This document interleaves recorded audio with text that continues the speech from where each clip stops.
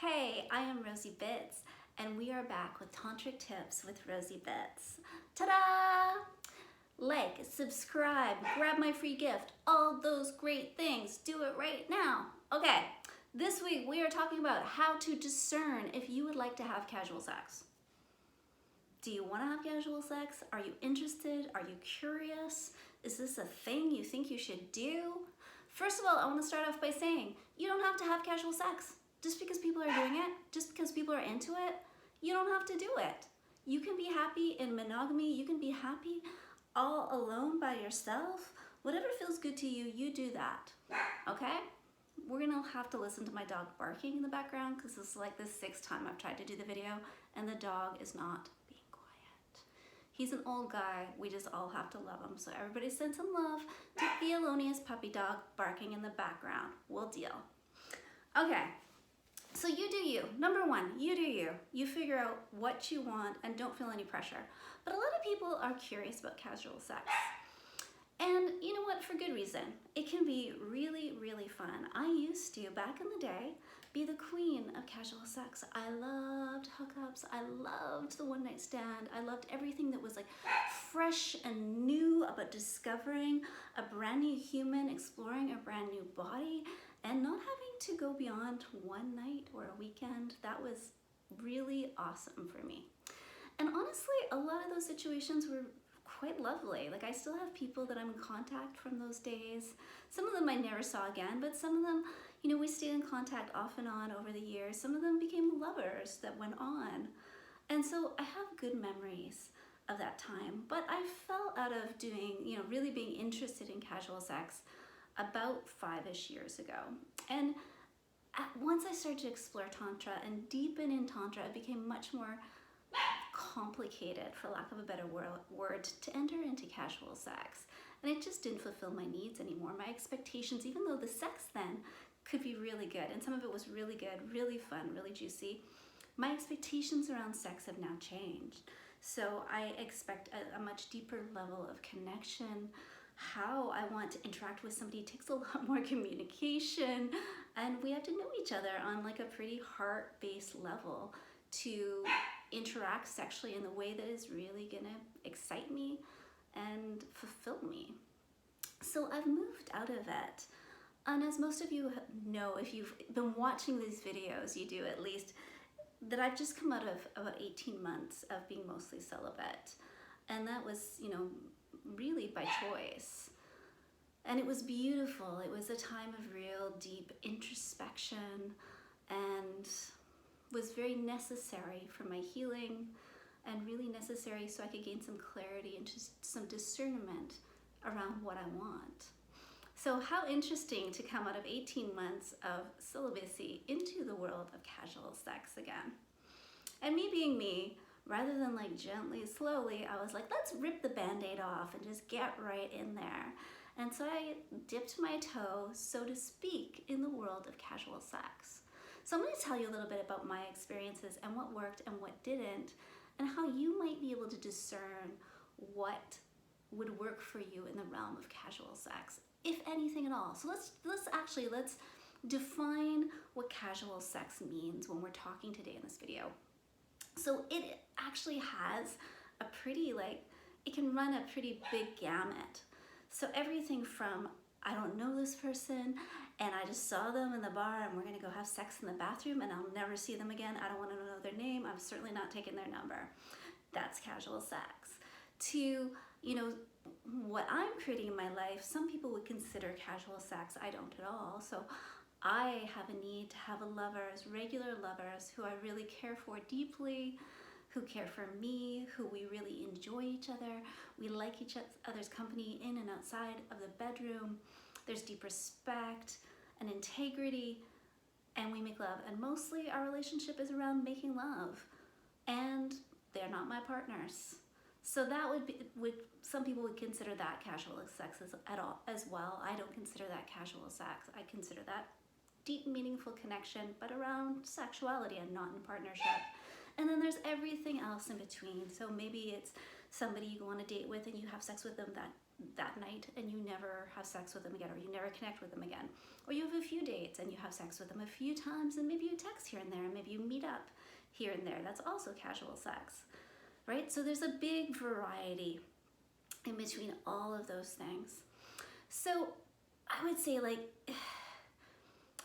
if you're excited to explore, be safe. We're living, it's still in a pandemic world, right? You can't just go have sex with everybody. We're also in a world where we have STIs and we have things like HIV, which, despite the fact that it's much easier to treat these days, is still out there and it's still a very big deal. So be safe, first and foremost, of yourself and of others. But if you want to explore with safety, go and explore. If it feels good to you, if it feels hot and exciting to you, the idea of having sex with somebody who's mostly a stranger, go and try it. The best way to do is to try it in a safe environment. Don't randomly go out and have sex with a stranger. Make sure your friends know where you're at. Somebody can come and get you. If you're gonna have sex with a stranger, go into a public bathroom. The bathroom in the restaurant, be like, meet me there in 5 minutes. Where if things go awry, somebody can come get you. So make sure you're safe, but go and do it. And for me, that exploration opened up a lot of doors for me within myself. It really freed me to explore my own pleasure. And it was something that I needed to do, even though it's something I'm not really interested in doing again anymore.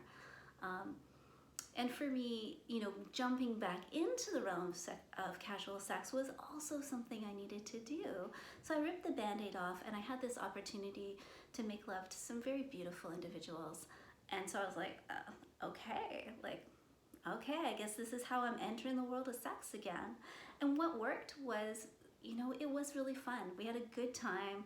They were lovely people, very consent-based gentlemen.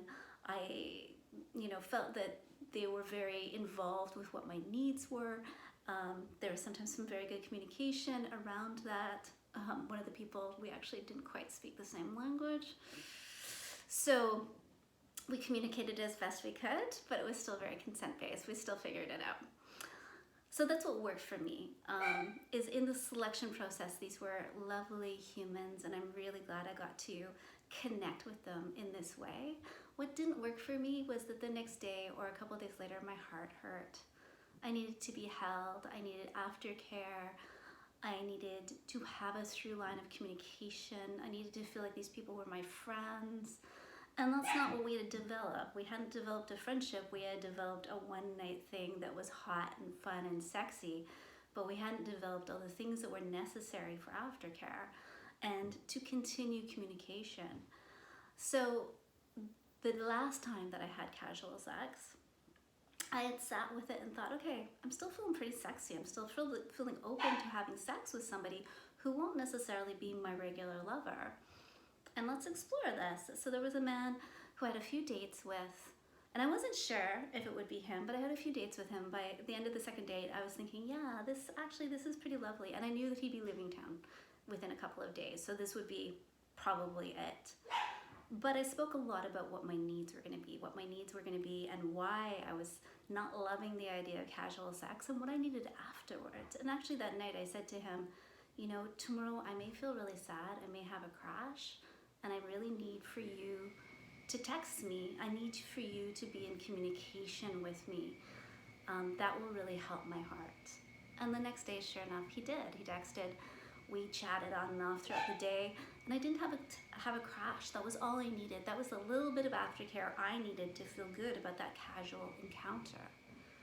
So I would say, if you're going to get into the realm, how you discern whether or not you want to have casual sex is by actually writing out what your needs around sex are, and then trying to find that. And be in communication, even if it's going to be a one-night thing, be in communication with that person, right? Let them know if you need aftercare the next day.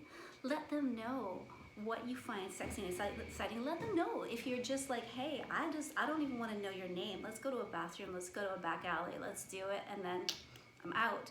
That's also part of consent culture, right? Being really clear with your needs and your expectations and what you find hot is part of consent culture, and protects you so that you feel good, and protects them so that they know what your needs are, and they can actually it opens a space for them to say what their needs are and what they can step into and what they can't. Some people are going to be like, yeah, I'm super happy to see you the next day. I'm super happy to make love more. I'm super happy to connect. Some people are going to be like, hey, I'm out. It's either like tonight we do this thing and that's it. That's all I got for you. So again, always we come back to communication, clarity on your part. Think it through before you get into it, right? And consent. So enjoy, my friends. Head out into the world of sexuality. Let me know how it works for you, whether you're like interested in the casual sex or you're not. Be safe, be safe, be safe. I'm a mom. It's so important to me that you be safe in all ways. But then find your pleasure. Have fun. Sex is exciting and it's juicy and it's fun and it's about exploration. And don't let any old hang-ups or what anybody else thinks you should be doing prescribe to you what you should be doing. Follow your heart. Remember to connect your mind, your heart, and then your genitals, and have a through line there. And if everything is in agreement, that's a green flag. That means go and do it. If one of those parts is like a no, take some time, get some clarity. Okay, I hope that was helpful. I'm glad to share with you about my casual sex encounters lately.